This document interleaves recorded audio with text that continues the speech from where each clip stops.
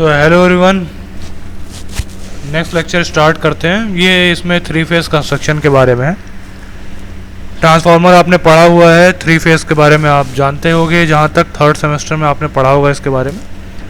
देखिए 3 phase transformer construction बहुत simple सा है, मतलब बेसिक्स ही बताया गया है इसमें, और ज़्यादा कुछ मैं इसमें बता भी नहीं सकता आपको। देखिए सबसे पहले तो आपकी जो कोर होनी चाहिए वो ऐसी होनी चाहिए कि वो 3 वाइंडिंग को सपोर्ट कर सके। तो आप देखिए पहला तो आपकी जो कोर टाइप, देखिए ट्रांसफार्मर की कंस्ट्रक्शन 2 टाइप की हैं, कोर टाइप और शेल टाइप। कोर टाइप में आप देख सकते हो कि जो भी वाइंडिंग्स हैं वो कोर के अराउंड सराउंडेड है, ठीक। और शेल टाइप में क्या है, जो भी कोर है वो वाइंडिंग को सराउंड कर रही है, ठीक। तो देखिए क्या होता है, जब एक कॉइल है तो इस कोर के अराउंड ये सारी कॉइल्स को लपेटा गया है, उसी तरीके से बी कॉइल को इस कोर के अराउंड लपेटा गया और सी को भी। तो यहाँ से क्या होता है, पाथ इन तीनों का सेम होता है, मतलब जो कोर यूज़ की गई है वो सिंगल मटेरियल की यूज़ की गई है। शेल के साथ भी यही होता है, बस इसमें ये ज़्यादा होता है कि सराउंड करेगी, मतलब आपकी जो कोर है ये इस कॉइल को सराउंड करेगी, ठीक है। तो ये तो बेसिक सा है, आपको पता भी होगा। अब देखिए टर्शरी वाइंडिंग और ट्रांसफार्मर के बारे में बात करते हैं। क्यों यूज़ होती है टर्शरी वाइंडिंग और क्या क्या एडवांटेज हैं। देखिए टर्शरी वाइंडिंग क्या होती है, आपको पता है कि कोई भी ट्रांसफार्मर में सिर्फ और सिर्फ 2 ही वाइंडिंग हम यूज़ करते हैं, एक प्राइमरी और सेकेंडरी। लेकिन हम टर्शरी वाइंडिंग का यूज़ तब ले आते हैं जब हमें कोई भी हार्मोनिक्स को हटाना होता है, मोस्टली 3rd हार्मोनिक को। देखिए क्या होता है, मैं आपको पहले डायग्राम दिखा देता हूँ। देखिए ये तो आपकी प्राइमरी हो गई, ये आपका सेकेंडरी हो गया और ये आपका टर्शरी हो गया, ठीक। तो मान लीजिए आपकी एक हार्मोनिक करंट है I0, वो इसमें भी फ्लो हो रही है, और जब आप इसको सेकेंडरी में ट्रांसमिट कर रहे हो, जब ये चीज़ नहीं प्रेजेंट है तो क्या होता है, पूरी की पूरी करंट इसमें भी आ जाती है। अब मैं आपको बताता हूँ कैसे।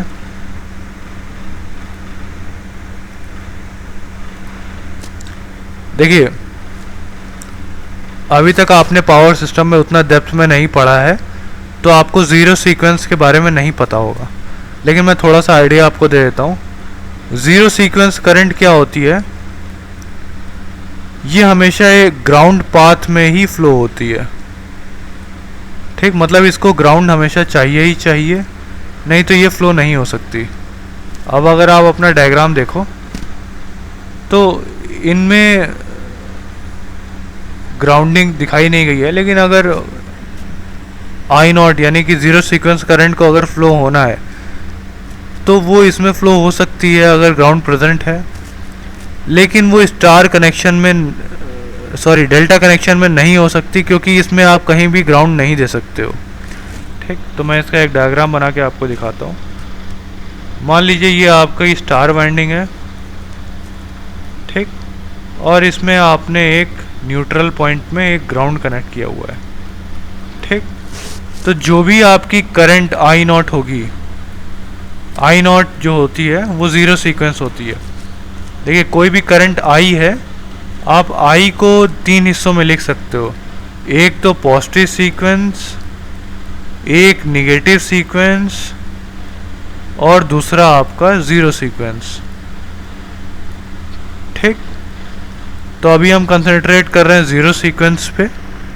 तो ज़ीरो सीक्वेंस इसमें फ्लो होगी, सेम इसमें भी होगी और इसमें भी होगी, और तीनों का सम यहाँ से फ्लो होकर के ग्राउंड में चला जाएगा, यानी 3 टाइम्स I0 जो है वो आपका ग्राउंड में आ जाएगा।